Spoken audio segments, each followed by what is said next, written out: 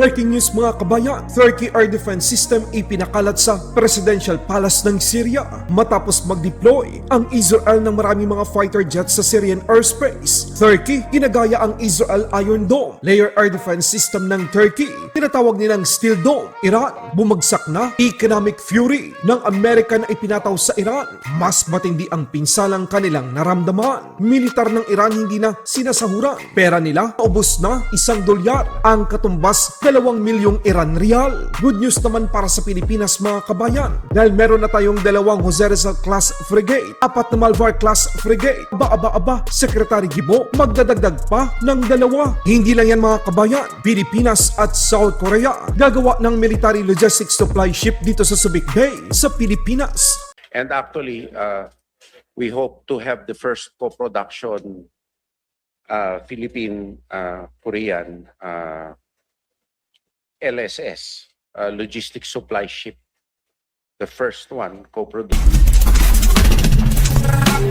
Syrian President sa takot na mapaslang ng Israel, humingi ito ng tulong sa Turkey upang palakasin ang kanilang depensa. Presidential Palace sa Syria, napapalibutan ng iba't ibang uri ng air defense system. Isa na dito ang Turkey-made Seaper o Cyper Air Defense System. Ito ay isang high-altitude surface-to-air missile at air defense system. Kung sa Israel meron silang tinatawag na Iron Dome, itong Cyper mga kabayan ay bahagi ng tinatawag ng Turkey bilang Steel Dome. Halos kawig din ito ng Israel Iron Dome. Ito ang magiging pangdepensa ng Syria laban sa mga eroplanong pandigma ng Israel. Sa Iran, economic fury mas mabisa daw kung ikukumpara sa epic fury. Iran, ayon kay President Trump, nahihirapan na, paubos na ang kanilang pera. Ayon kay President Trump, wala nang pasahod ang Iran sa kanilang mga militar sa patong-patong na economic sanction na ipinataw ng Amerika laban sa kanila. Ayon sa pahayagang Iran International, ang palitan ng $1 ay umaabot na sa 2 million Iran Rial sa Iran open market. Dahil dito, nababahala na ang mga Iranian kung paano pa nila malalampasan ang ganitong hirap sa kanilang bansa. Ang isang British pound ay umaabot na sa 2.72 million Iran Rials. Samantala dito sa Pilipinas, ang $1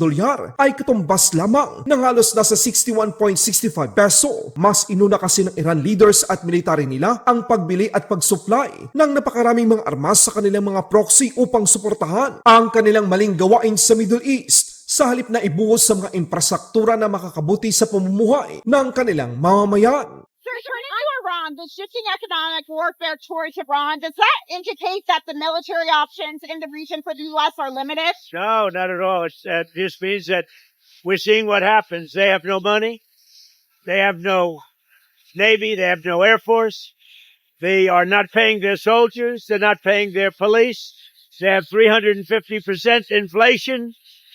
So we're just going to sort of see what happens. And we have total control, as you know, of the border. We have total control. If you look at the blockade, we have total control of that entire region having to do with the Strait of Hormuz. And that means well into it, the land areas. So they would love to make a deal, but they're not ready to make the right deal, in my opinion. Yeah. On Canada, have you come to a deal there, or are you going to I think so. We'll see. the deadline? I dealt with the Prime Minister, have a good relationship. And yeah, we have to take care of our farmers. The farmers are very important to me. And the deal with Canada is moving along, and we should be able to have a deal with Canada. We're also starting on a new deal with Mexico. Department of National Defense Secretary Gibo Teodoro Jr. kinumpirma na bibili pa ng karagdagang mga warship ang Pilipinas. Maliban pa ito sa BRP Antonio Luna, BRP Jose Rizal, BRP Miguel Malvar, BRP Diego Silang, 2 karagdagang Malvar class frigate na ang kontrata ay nalagdaan na at sisimula na ang paggawa ngayong taon. Hindi nagtatapos dyan mga kabayan ang pagpapalakas ng hukbong dagat ng Pilipinas. Bibili pa ng 2 frigate ang Pilipinas. Target ng Department of National Defense at Armed Forces of the Philippines na magkaroon ng 6 na Malvar class frigate ang Philippine Navy. It was reported in the Korean media in the past months that the Navy plans to acquire 2 more Malvar-class missile frigates, in addition to the 2 frigates ordered last year. So that would be the 5th and 6th guided missile frigate of the Navy. Are you at liberty to confirm this proposal?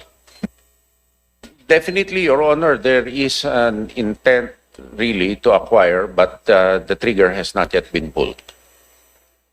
Hindi lang yan mga kabayan, kinumpirma din ni Secretary Gibo Teodoro Jr. na sa unang pagkakataon, gagawa ang Pilipinas at South Korea ng barko na tinatawag na LSS o Logistic Support Ship. Ang nasabing malaking military vessel na ito ay dito gagawin mismo sa Subic Base sa Pilipinas. And actually, we hope to have the first co-production Philippine-Korean LSS, Logistic Supply Ship. The first one co-produced from that facility. Thank you, sir.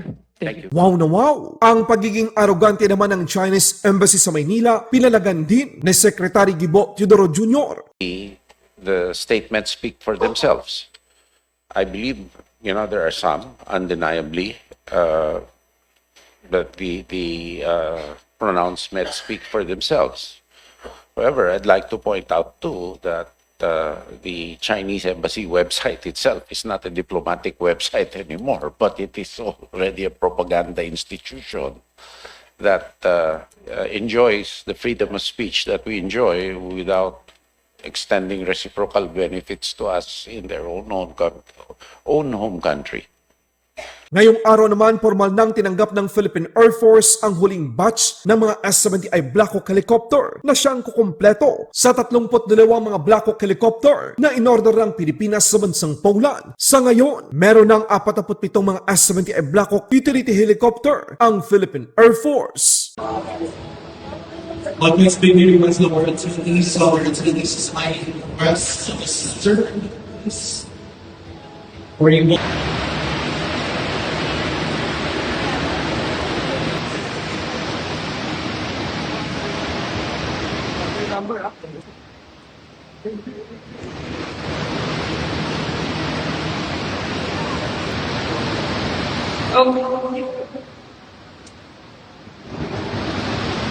Sorry, yes.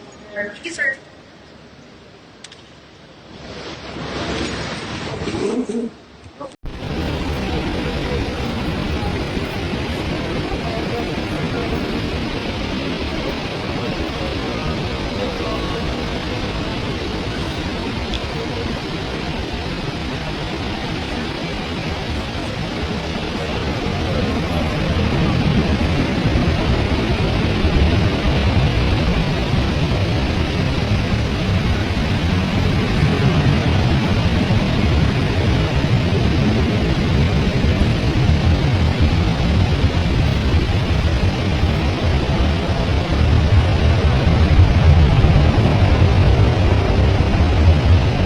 Laban Pinas.